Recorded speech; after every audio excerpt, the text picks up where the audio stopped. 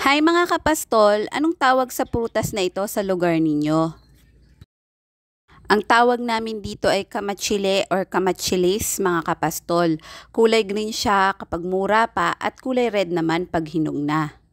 May iilan kaming puno ng kamatsile malapit sa bahay namin na talaga namang mas matanda pa kesa sa akin.